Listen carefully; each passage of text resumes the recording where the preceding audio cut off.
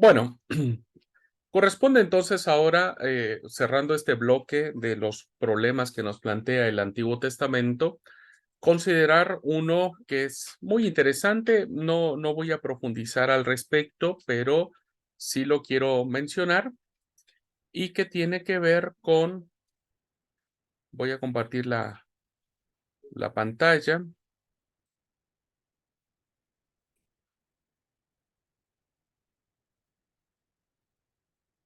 Muy bien. Que tiene que ver con los problemas teológicos, pero como les dije, solamente voy a mencionar uno de ellos, que tiene que ver con la elección de Israel como pueblo de Dios, diríamos. Esto en el entendimiento de muchas personas, pues ha causado el punto de decir, ¿por qué solo Israel? ¿Por qué hay un solo pueblo? Este, ¿Por qué ellos fueron los bendecidos, los beneficiarios? ¿No? Que insisto, no entraré mucho a detalle, solamente lo mencionaré como algo que evidentemente pues representa uno de los puntos que el Antiguo Testamento lo menciona, o sea, lo menciona en todo, desde Génesis hasta Malaquías, y que incluso en el Nuevo Testamento aparece también. Jesús es judío, es israelita, ¿no es cierto? ¿Por qué Dios elige a Israel? Formulado de forma sencilla, mucha gente se extraña y se escandaliza de que Dios aparezca siempre en el Antiguo Testamento protegiendo a los israelitas, ¿no? Estando siempre ellos eh, en primera plana, siendo los protegidos de Dios, como que Dios protege a los israelitas y termina matando a todos los demás, ¿no? Condenándolos, castigándolos a todos los pueblos que los persiguen, los oprimen. Y a otros incluso, como sucedió en la región de Palestina, los termina despojando de sus tierras, de su asentamiento, de donde ellos vivieron durante mucho tiempo, y le da esa tierra a este pueblo llamado Israel, ¿no? O sea, la pregunta es, ¿cómo puede compaginarse esto? ¿Cómo puede conciliarse este entendimiento con la idea de un Dios que es universal, que es padre de todos los hombres, ¿no? Esto es muy interesante porque parece ser que Dios es el Dios de Israel. Ya decir esta definición, el Dios de Israel, de suyo propio nos excluye, ¿no? Nos saca a nosotros. Primero porque ni somos israelitas, no somos judíos, no tenemos ninguna relación con ellos, ¿no es cierto? Y por lo tanto no sería nuestro Dios, porque es el Dios de Israel. Lo segundo sería que entonces la salvación de Dios estaría única y exclusivamente con este pueblo, con su pueblo, y que sacaría por default pues a todos aquellos pueblos que no son israelitas. Y que si nosotros consideramos, hermanos, de forma universal, de forma general, como Israel es un pueblo entre un montón de pueblos, ¿no es cierto? Un montón de civilizaciones, un montón de culturas, un montón de, de, de, de culturas, ¿no? Israel es uno entre un mar de, de naciones, ¿no es cierto? ¿Cómo compaginar esta parte de entender que Dios no es un Dios exclusivamente de un pueblo? Porque entonces, pues, ¿dónde quedaríamos todos los demás? Quien formula de esta forma esta elección de Israel, evidentemente tiene un gran desconocimiento del Antiguo Testamento. Podemos decir también que la Biblia declara que Dios, hermanos, fíjense, si ustedes son muy cuidadosos en la narrativa, Dios protege a su pueblo en sus comienzos, ¿no? En sus comienzos, Dios protege a Abraham, Isaac, a Jacob, protege a José, lo lleva en todo este tema de estar en el palacio, lo protege, lo convierte en el vicerregente del imperio egipcio. Dios protege a su pueblo sacándolo de Egipto, etcétera, ¿no? Pero conforme pasa el tiempo, hermanos, Dios trata con igual o mayor dureza que a los egipcios o a los cananeos. Cuando Israel se deja arrastrar por la injusticia y la idolatría. O sea, algo que tenemos que tener en claro, hermanos, es que Dios, por más que sea su pueblo, nunca va a negociar o va a, hacer menos, ¿no es cierto?, su santidad. Entonces, cuando Israel se somete a la injusticia, lo vemos claramente en el libro de los jueces, cuando Israel se dejaba seducir por los ídolos paganos, ¿no es cierto? Dios los entregaba a los pueblos para que los oprimieran, porque Dios no negocia su santidad ni su justicia. Por eso podemos estar a favor o en contra de los judíos, que ahí no podríamos nosotros ponernos en un punto neutro. Pero todos debemos reconocer que es uno de los pueblos que más ha sufrido en la historia. Sea que estemos a favor de ellos, en contra de ellos, por cualquiera que sean las razones, pero históricamente está demostrado que Israel ha sido uno de los pueblos que pervive desde la antigüedad, que muchos otros imperios ya no existen más, ¿no es cierto? Pero que el pueblo judío hasta la fecha sigue existiendo, ha sido uno de los pueblos más perseguidos o juzgados, dominados, invadidos, destruidos, arrasados, exiliados, todo, habido y por haber, ¿no? Lo que podemos percibir incluso en los documentales sobre los campos de concentración, pues no difiere mucho del dolor experimentado en las deportaciones que Israel tuvo en el reino del norte por los asirios, en el reino del sur por los babilónicos. Cuando vemos, por ejemplo, el exterminio nazi, ¿no es cierto?, en los famosos campos de concentración, pues, se equipara mucho a lo que los judíos vivieron en cuanto fueron sometidos continuamente a potencias extranjeras, asirios, babilónicos, persas, griegos, romanos, etcétera, ¿no?, que fueron expulsados de su propia tierra, y todo esto lo cuenta el Antiguo Testamento. O sea, podemos ver claramente cómo Israel no es que sea un pueblo exclusivista de Dios, sino es un pueblo que donde Dios eligió revelar su voluntad, pero que lo trata de manera igual a todos los pueblos que han ah, pues abandonado su santidad o han desobedecido sus mandamientos, ¿no? Estos libros, entonces, los 39 libros, no hablan de un pueblo mimado, diríamos, de un pueblo consentido, donde Dios les pasa por alto, los consiente, se hace de la vista gorda, decimos, ¿no?, coloquialmente. No, realmente la Biblia, aunque nos dice que hay un pueblo de Dios, llamado Israel, llamado los judíos, como quieran llamarle, ¿no?, este, es un pueblo que aprende a través del sufrimiento a conocer y amar a Dios. Continuamente Israel está clamando a Dios, ¿no? Pero está clamando no por las injusticias de Dios, no porque Dios sea injusto con ellos. Está clamando porque reconoce que ha dejado a su Dios, ¿no? Que ha dejado a Yahvé de lado y que le ha dado culto a otros dioses y que se ha entregado a otros dioses. Entonces, a través de todo este sufrimiento, Israel empieza a aprender. A veces aprende la lección, a veces no aprende la lección, ¿no? Fíjense ustedes, solo por mencionar algo, tuvo que pasar el exilio babilónico, ¿no?, para que Israel dejara de ser idólatra, dejara de ser politeísta y se convirtiera en un estricto monoteísmo real, auténtico. Porque hasta antes del exilio babilónico, Israel le daba culto a todo lo que se movía. Después del exilio babilónico, ¿no?, Israel se retrotrae y se convierte en un pueblo absolutamente monoteísta, exageradamente monoteísta, que lo llevó a otro punto, mal, ¿no es cierto? Pero que fue a través del sufrimiento donde tuvo que aprender una lección que era necesaria, ¿no? Entonces, no es un pueblo mimado de Dios, sino es un pueblo que va a aprender a conocer y amar a Dios a través del sufrimiento. Con ello, volvemos a la hipocresía que a veces muestran o mostramos los occidentales cuando queremos enjuiciar el Antiguo Testamento. ¿Por qué?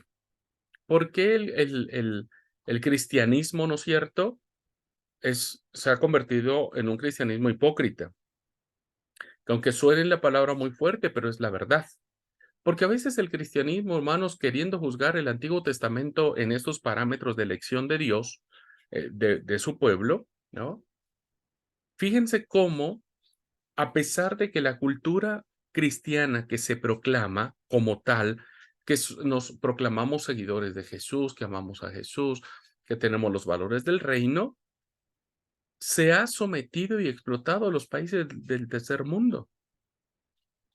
Fíjense cómo las potencias mundiales siguen sojuzgando a las potencias subdesarrolladas, ¿no? Bueno, no potencias, países subdesarrollados. Y siguen explotando la mano de obra, los minerales, el petróleo, extrayendo todo lo que se puede, ¿no es cierto? Y haciendo más pobre al pobre y más rico al rico. Y entonces se ha sometido y explotado a los países del tercer mundo. Acusamos a la Biblia de poner a Dios de parte de su pueblo, pero ni la Iglesia Católica de Occidente ni los evangélicos, hermanos, han padecido a lo largo de su historia ni la mitad que los judíos a lo largo de la suya, y ha causado mucho más males. Realmente el actuar que ha tenido el cristianismo, diríamos en términos generales, pues no ha sufrido lo mismo que el pueblo judío ha sufrido. Sin embargo, lo que el cristianismo hoy en esta cultura, ¿no?, de los países que se precian de ser cristianos, evangélicos, llámese Estados Unidos, ¿no?, pues termina imponiendo normas que son totalmente contrarias al evangelio y que ha causado mucho más dolor, pobreza, indiferencia, eh, mal, eh, en fin, todo lo que padecemos hoy actualmente los que vivimos en países subdesarrollados. Por otra parte, la Biblia no ofrece un único punto de vista sobre los hechos antiguos. Nosotros mismos no estamos de acuerdo cuando enjuiciamos nuestra historia. Por ejemplo, si vemos a la Inquisición española, ¿no? Todos sabemos el tema de la Inquisición. La Inquisición se extendió en la Edad Media por toda Europa, pero España fue uno de los puntos más difíciles en donde la Inquisición se hizo presente. Pues fíjense, hasta la fecha unos condenan el tema de la Inquisición, ¿no es cierto? Que fue un acto de barbarie, de matanza y demás, pero inexplicablemente hay otros que defendieron y siguen defendiendo la Inquisición como un acto de justicia, como un acto de purificación, etcétera. Hoy en día, incluso, hermanos, hay mucha gente que defiende el nazismo, ¿no? Que defiende el nazismo como un punto, como un acto, de, ah, como un acto bueno, como un acto necesario, ¿no? Todo lo que fue las posturas nazistas, y hay gente que condena y sigue condenando. Oye, hablar de nazismo, es altamente reprobable en la sociedad, ¿no? Johnny escribe, dice, hay mucha leyenda negra sobre la Inquisición y precisamente, Johnny, por este comentario que vos haces, entonces hay personas que pueden defender la Inquisición diciendo, bueno, no, la Inquisición no fue tanto como nos lo plantean y por lo tanto pudo haber sido necesaria, o hay personas que dicen, no, lo que se dice de la Inquisición fue muy cierto, etcétera, y, y por tanto lo condeno. Pero no estamos aquí, el punto no es defender si fue buena o no la Inquisición, o el nazismo, o cualquier otro hecho, ¿no es cierto? Cualquier otro hecho violento que haya generado en la historia. Lo que el punto que se estamos hablando aquí es que hay gente que está a favor, que tiene un punto de vista muy, muy interesante, eh, de puntos a favor de ciertos fenómenos de la historia, pero hay otro grupo que siempre va a estar en contra. Gente que considera que el descubrimiento y colonización de América se llevó a cabo de forma bastante humana, a pesar de numerosos fallos, dicen, bueno, sí, se colonizó, algunas revueltas, algunas matanzas, pero todo fue muy lindo. Vinieron los frailes, vinieron a evangelizar a los nativos, les enseñaron cosas, pero hay otra parte de la historia que dice que no, realmente la invasión fue cruel, fue despiadada. La Iglesia Católica impuso por la fuerza, ¿no? Y por condena de muerte sus propias creencias, sus propias costumbres, ¿no es cierto?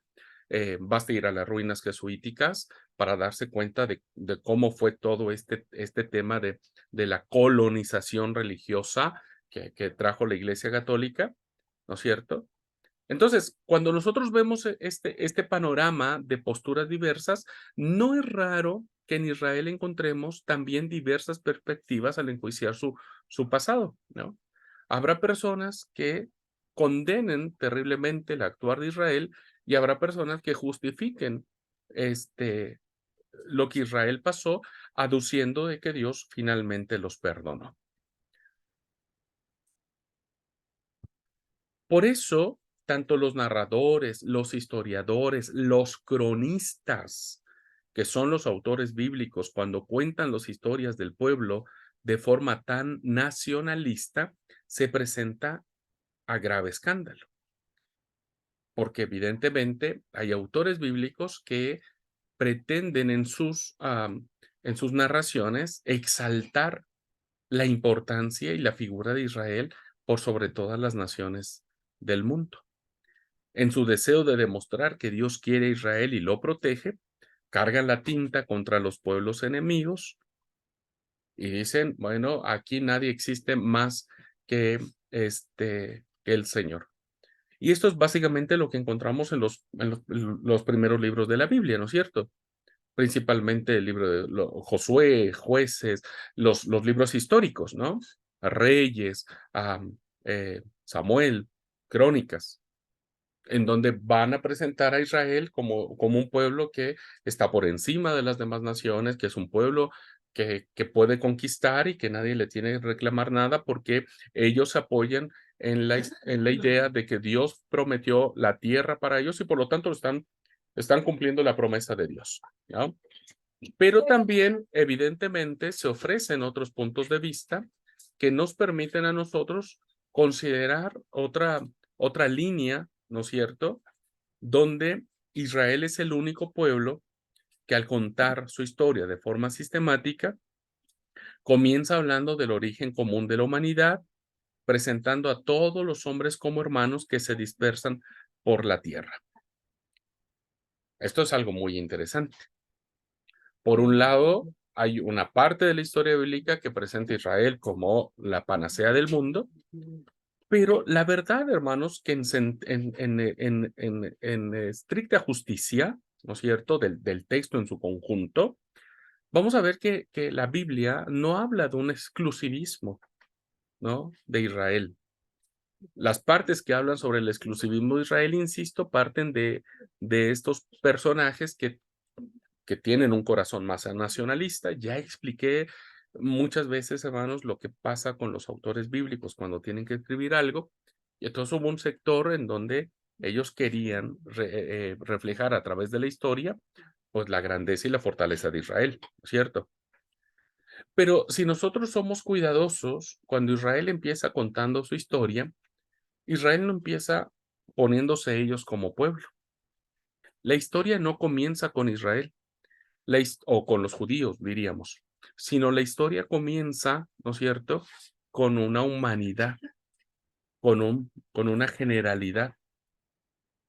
Antes de existir el pueblo elegido, lo que existe, lo que vale, lo que verdaderamente representa el corazón de Dios, es una humanidad creada por Él, ¿no?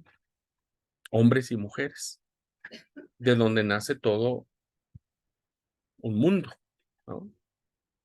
Entonces, la historia no comienza con Israel, sino más bien comienza con la intención que tiene Israel, que tiene Dios, perdón, de construir un pueblo, construir una comunidad, o sea, totalizadora, nacionalista, no diría nacionalista, sino ah, generalizada, una sociedad sin distingo, que no nace de una identidad judía, sino que nace de la imagen y semejanza de Dios. Y es así como inicia el texto bíblico.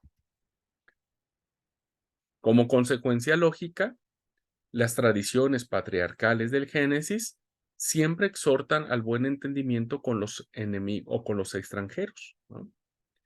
Tanto los egipcios, los fenicios, los sirios, hay buenas relaciones con ellos. No hay lucha, no hay quitarle su tierra, no, no. Además, como hemos indicado, los historiadores dicen claramente que Dios también castiga a su pueblo cuando resulta necesario. Es decir, hermanos, que ante la postura de estar ante la idea de que hay un solo pueblo y ese pueblo es judío y que por lo tanto tenemos que sí o sí ser judíos para agradar a Dios, para alcanzar su misericordia, para tratar, cae por tierra cuando vemos con detenimiento que el texto bíblico, hermanos, habla de una salvación universal. Dios eligió a su pueblo para que a través de ese pueblo la salvación llegara a todas las naciones de la tierra. Pero el pueblo se cerró y el pueblo se centró en sí mismo.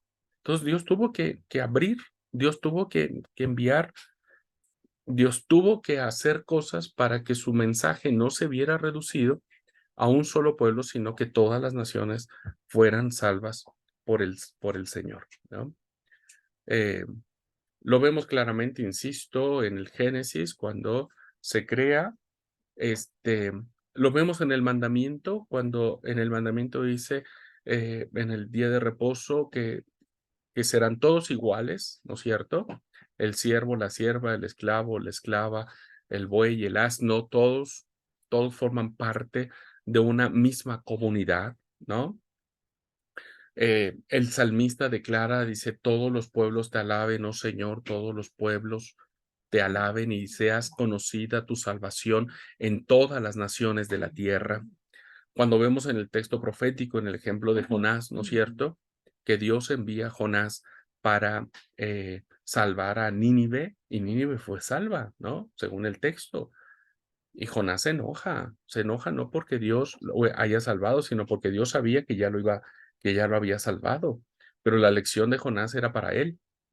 En fin, cuando nosotros miramos en su contexto, ¿no? Por ejemplo, Ruth, la antepasada de David, que fue su bisabuela del gran rey David, termina siendo moabita, ¿no?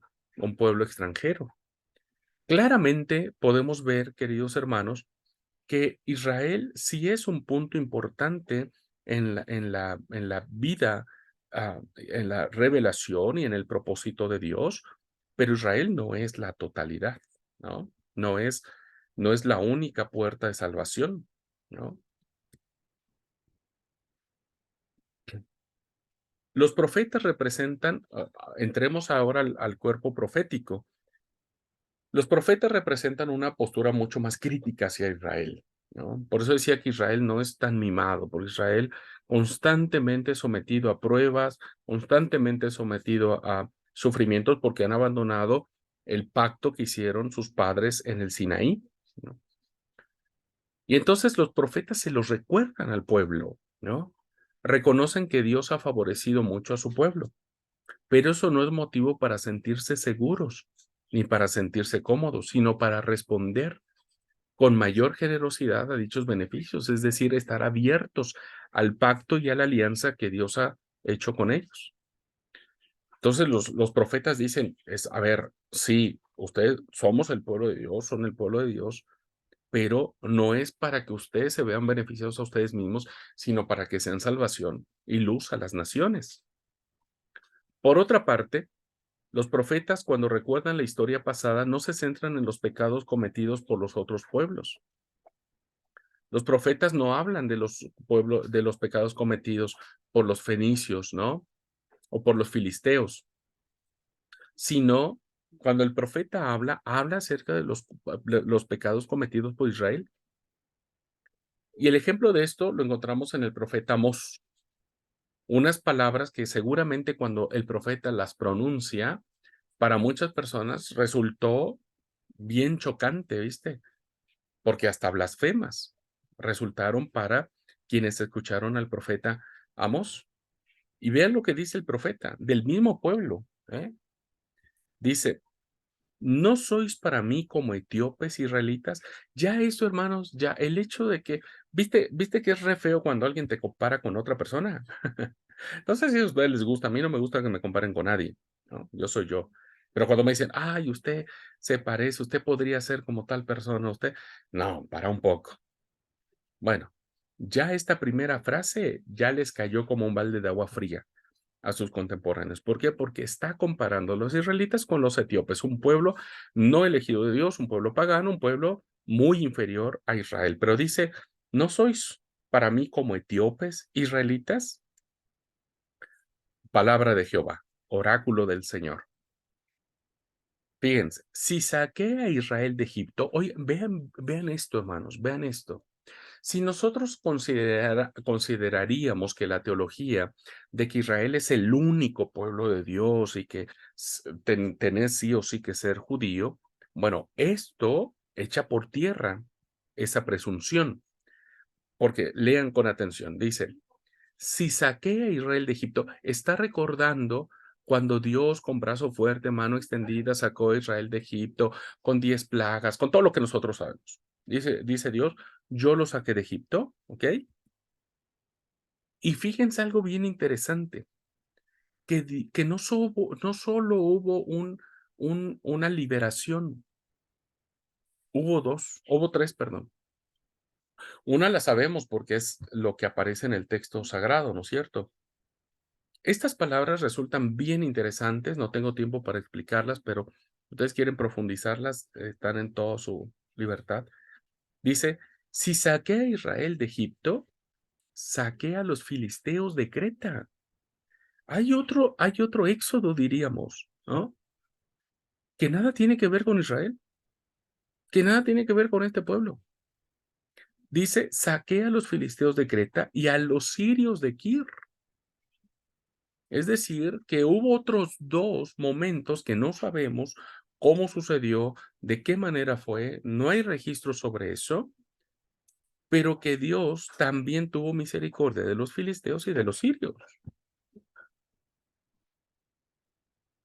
Esto está en el capítulo 9, versículo 7 del profeta Amós. A ver, parafraseando de manera coloquial este punto, es decir, no se sienta en la última Coca-Cola del desierto. Porque yo también tengo misericordia de los otros pueblos y actúo también a favor de las otras naciones. Esto, hermanos, le dio al traste en el corazón del nacionalismo judío que para ese momento existía, ¿no es cierto? Y el profeta le dijo, bájenle un poco, ¿no es cierto? Bájenle un cambio, porque no es lo que ustedes se creen que son. Esto es muy interesante, ¿no? En cuanto al cuerpo profético, porque los profetas de manera reiterada le hacen recordar al pueblo que no son la única forma o el único medio que Dios tiene para revelar su salvación hacia las naciones. Es imposible decir algo tan duro en menos palabras como lo he comentado, ¿no? Lo que Israel considera un episodio único y exclusivo en la historia universal, que es decir, su salida de Egipto, es puesto al mismo nivel de las emigraciones de filisteos y de sirios, al mismo nivel. Por eso les decía, no es que sea la última Coca-Cola del desierto. Y lo que más le chocó a quienes escucharon el oráculo de Jehová por parte de Oseas, perdón, de Amós, es que tanto los filisteos como los sirios fueron los peores enemigos de Israel. Y bueno, eso ya en esencia lo dice todo. Amós, en este caso, no niega la intervención de Dios en Egipto. Claro que no. ¿Quién sacó al pueblo de Israel de Egipto? Pues Dios. Pero él dice que amplía la historia a todos los países. No desmiente la historia de Israel, claro que no, porque fue real, sino que hace sagrada toda la historia universal, porque Dios es el Dios de todas las naciones de la tierra, eliminando con ello presuntos privilegios del que se considera el pueblo elegido. Así que en este caso, hermanos, la salvación que se proclama por parte del profeta es una salvación universal, que echa por tierra, insisto, el punto de considerar que solo el pueblo de Israel era el único pueblo elegido de Dios. Por eso, en el Antiguo Testamento, como es lógico, podemos encontrar posturas para todos los gustos, ¿no? Para los que pueden estar a favor, para los que pueden estar en contra.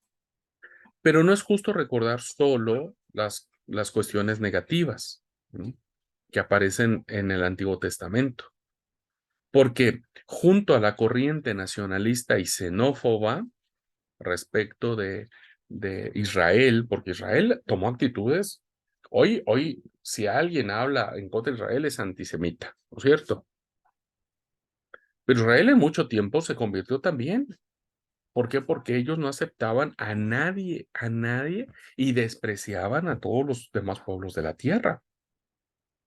No, bajo ninguna circunstancia pongo en tela de duda que Israel sea el pueblo de Dios. Lo que pongo en duda es que muchos consideran hoy que Israel, hay que ser judío, o hay que volverse al judaísmo, o hay que volver a las costumbres judías para encontrar salvación.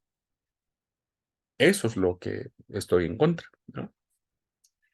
¿Por qué? Porque encontramos textos de una apertura universal en donde la salvación no viene por los judíos solamente. Que será esta actitud de misión universalista que adoptará Jesús como línea de su mensaje, incluso de los primeros cristianos. Por eso me viene a la mente el relato de la mujer samaritana. Jesús le dijo, ni en este monte ni en Gerizim se adorará al Padre, solo adorarán en espíritu y en verdad. Entonces, vemos a un Jesús, a un mensaje de Jesús, que es un mensaje universal. Eh, los primeros cristianos lo entendieron bien. Y es por eso que Pablo es comisionado para ser el apóstol de los gentiles. Algo muy interesante que encontramos en esta línea universalista de Jesús, y que no solamente está centrada en el pueblo judío, es que cuando él entra a la sinagoga en Jerusalén, en Nazaret, se enfrenta a puros nacionalistas, a estos judíos que habían alimentado su ego durante muchos siglos de decir, bueno, nosotros somos el pueblo de Dios, que se sentían superiores a los paganos, ¿no? Que despreciaban a los paganos. Jesús, hermanos, cuando entra a la sinagoga y se enfrenta a este tipo de personajes judíos ultranacionalistas, no les da argumentos nuevos, sino más bien él se basa en los antiguos. Y entonces un ejemplo muy lindo es el que encontramos en Lucas 4, 24 al 27, cuando dice Jesús, cuando dice en este relato, ¿no es cierto? Es que dice, bueno, si vos sos judío, bueno, solamente vos tenés que estar aquí con los judíos. Y Jesús le dijo, a ver, paren un poco. ¿Qué acaso no han leído que lo que ha hecho Elías y Eliseo siempre fue en favor de los paganos? En el caso de Naamán, ¿no es cierto? Naamán era un capitán filisteo, y los filisteos eran el pueblo más odiado de Israel. Y Dios le dijo, ¿y qué hizo el profeta Eliseo? Y lo sanó, ¿no? Le dio el milagro de la sanidad. Así es que Jesús le dijo, paren un poco, o sea, esto no es nuevo. Lo que yo les vengo a decir no es nuevo. Ya desde los grandes profetas ya se venía haciendo esto. Sucede lo mismo en el Concilio de Jerusalén, cuando Santiago demuestra que Dios elige también a los paganos, citando un texto del profeta Amos. Los dejo ahí para que ustedes lo puedan leer, pero fíjense cómo Santiago, que está presidiendo un concilio en donde se están peleando porque unos están a favor de que los cristianos para encontrar la salvación tengan que volverse judíos, y hay otro grupo de personas que dicen que para ser salvos no necesitan ser judíos. Santiago usa al profeta Amós y les dice que Dios tiene apertura para todas las naciones de la tierra. Entonces, si bien es cierto, queridos alumnos, que el pueblo de Israel se convirtió en el pueblo exclusivo de Dios, ¿no? También es cierto que no es la única puerta de salvación hacia todas las naciones de la tierra. Y entonces encontramos en el mensaje universalista de Jesús, pues un mensaje que abre la puerta, evidentemente, a todos aquellos pueblos, por más odiados o enemigos que hayan sido de Israel. En definitiva, ¿no? Para cerrar este punto, que es un punto que, insisto, con muchas aristas teológicas que no pretendo ahora abordarlas. Nuestra iglesia durante mucho tiempo ha estado muy atacada por una corriente de pensamiento que son los judíos mesiánicos, en donde este grupo reconoce a Jesús como el Mesías, pero exhorta, motiva y promueve para que quienes se convierten al judaísmo mesiánico, pues vuelvan a observar todas las costumbres y las acciones que los judíos tienen. Y evidentemente, queridos alumnos, pues esto no puede ser. En definitiva, quien conozca y valore el Antiguo Testamento en su conjunto, nunca podrá decir que Dios solo se preocupa de su pueblo o que el amor que siente por él se manifiesta de forma exclusivista. No lo podemos decir. Dios bendijo a otras naciones, Dios guardó a otras naciones, Dios protegió a otras naciones, de otras naciones llamó a personas para ser parte de su pueblo, etcétera. El mismo Abraham nace o sale de un pueblo pagano, ¿no es cierto? La misma Ruth, que es moabita, ¿no es cierto?, es recibida dentro del seno del judaísmo. Nínive es salvada, en fin, realmente Dios ha bendecido a su pueblo, no hay duda. Dios lo eligió como su pueblo, es su soberanía. Él sabe a quién elige y a quién no, pero no podemos nosotros nunca decir que para ser salvos necesitamos ser judíos. Eso sería desconocer, evidentemente, en su conjunto el Antiguo Testamento. No voy a hablar del Nuevo porque hay del Nuevo, ya tenemos un montón de formas de entender que eso no es así. Pero estoy hablando del Antiguo. Pues, hablando del Antiguo, la salvación de Dios siempre será universal y no necesariamente la salvación viene a través del pueblo de Dios. ¿Okay? Bueno, este es un problema teológico, lo traigo solo para que lo podamos considerar en clase. ¿Okay? Muy bien. ¿Alguna pregunta de este tema? Porque con esto cerraríamos, queridos alumnos, pues estos 4 grandes bloques de algunos problemas que nos plantea ¿cómo se llama?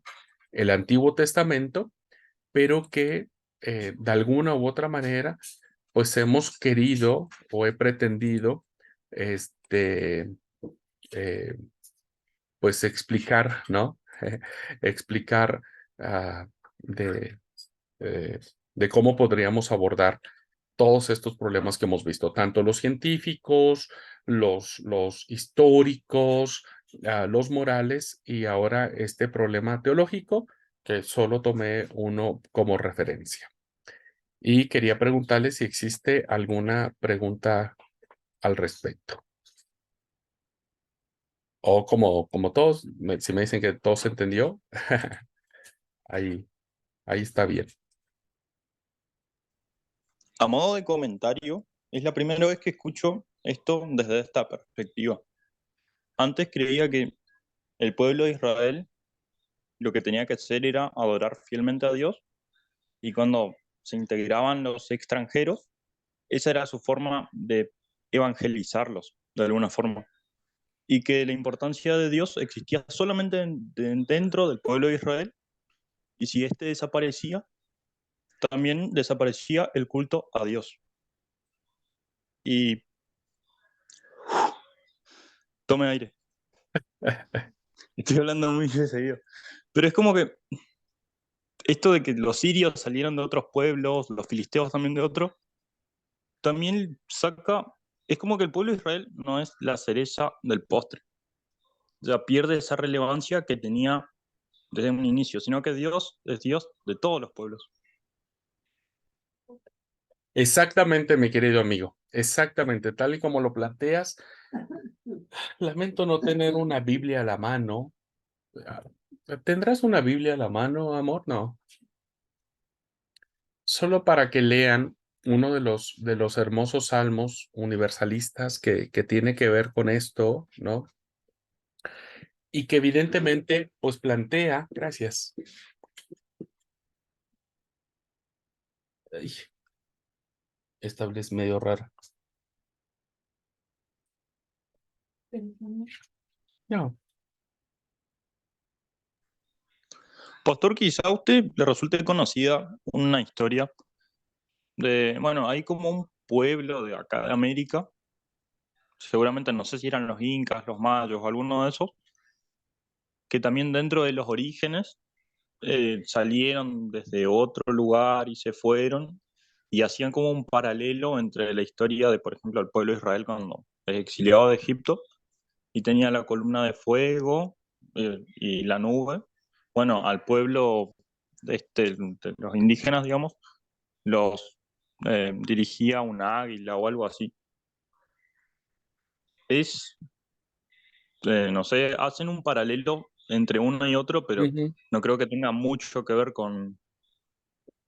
No tienen nada que ver con el texto sagrado. Lo que sí tienen que ver es que, y es interesante tu pregunta, ¿no? Que tiene que ver que todos los pueblos, de alguna u otra manera, tratan de escribir o tratan de narrar sus propios comienzos, tratan de establecer sus propias formas en que han venido a la vida en su existencia y evidentemente usan símbolos, símbolos que evidentemente el autor bíblico también toma para explicar, a diferencia de otros pueblos, que su historia, que su nacimiento, que su existencia proviene directamente de Dios, ¿no?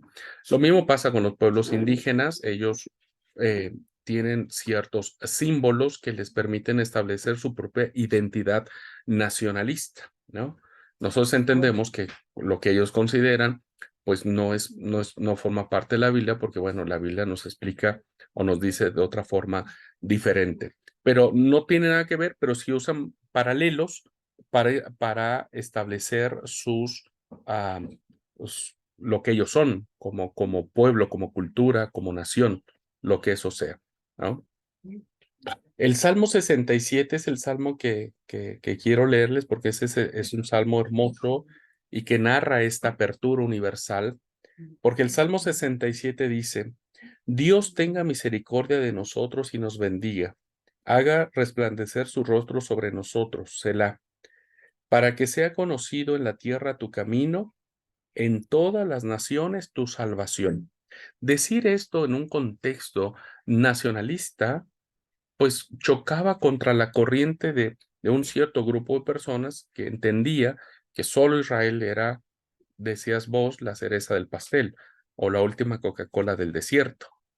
Pero quien leía este salmo en el templo, pues se daba cuenta que no. Y luego el versículo 3 dice, te alaben los pueblos, en plural. Esto ya en sí mismo representa un desafío al nacionalismo exclusivo de Israel, ¿no? Te alaben los pueblos, o sea, la alabanza no solamente nace de los que van al templo en Jerusalén, los que celebran la liturgia, los sacrificios. Todos los pueblos, donde quiera que estén, pueden alabar al Señor. Todos los pueblos te alaben. Alégrense y gócense las naciones, ¿no? En plural, porque juzgarás los pueblos con equidad, juzgarás a los pueblos con equidad y pastorearás las naciones en la tierra. Esto choca claramente con el Salmo 23, donde el pastor es Dios y solamente es para su pueblo. Pero aquí este es un pastor que pastorea a todas las naciones. Y todo lo que implica el pastoreo no solo es para Israel, sino para todas las naciones de la tierra. Te alaben los pueblos, oh Dios, todos los pueblos te alaben. La tierra dará su fruto, nos bendecirá Dios, el Dios nuestro, bendíganos Dios y témanlo todos los términos de la tierra. Entonces, la apertura de salvación, ¿no es cierto? No solo proviene de Israel, ¿no? No solo proviene de Israel. Israel desarrolló este sentido, tan es así que los que se unían a Israel se convertían en prosélitos. Y eso lo vemos claramente en el Nuevo Testamento cuando se inicia la iglesia, el grupo judaizante. Ellos seguían haciendo prosélitos diciendo, no, paren un poco, la salvación sí viene de Yeshua, lo que tú quieras, pero necesitamos ir al judaísmo. Por eso Pablo se opone tan fuertemente y dijo, no, no, ni la circuncisión vale algo, ni la incircuncisión vale nada, sino los mandamientos del Señor. Entonces, eh, Israel, insisto, sigue siendo el pueblo elegido de Dios, es soberanía de Él, Dios es soberano y Él elige a quien quiera, pero no es la única ni exclusiva puerta de salvación de todas las naciones de la tierra. Muy bien, hermano. Pues, ¿alguna otra pregunta?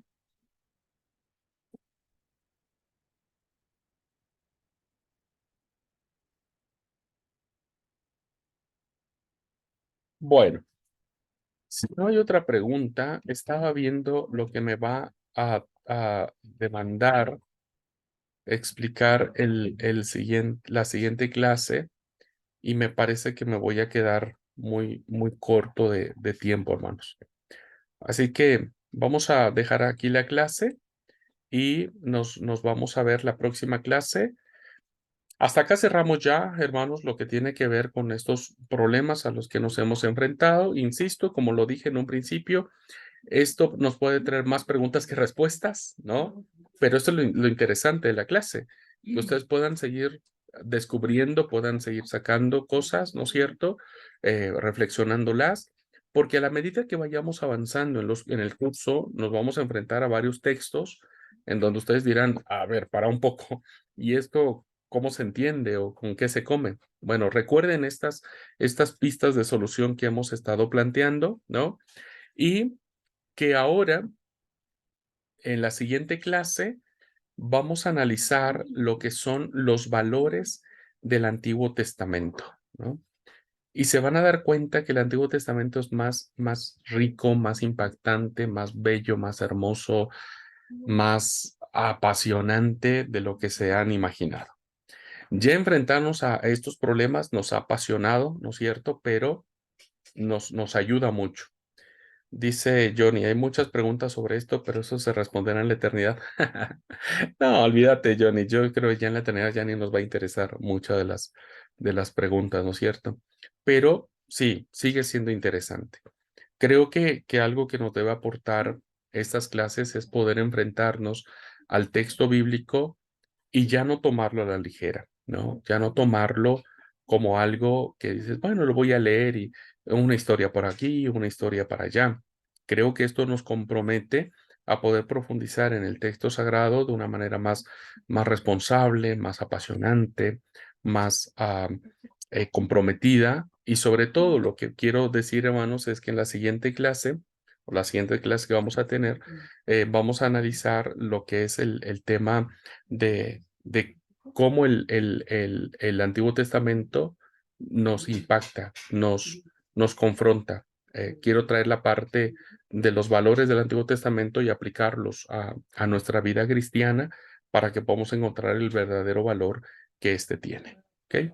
Así que bueno, hermanos, como decía antes un programa, nos vemos a la misma hora, en el mismo horario y por el mismo canal. Que Dios les bendiga, hermanos, que tengan una linda tarde.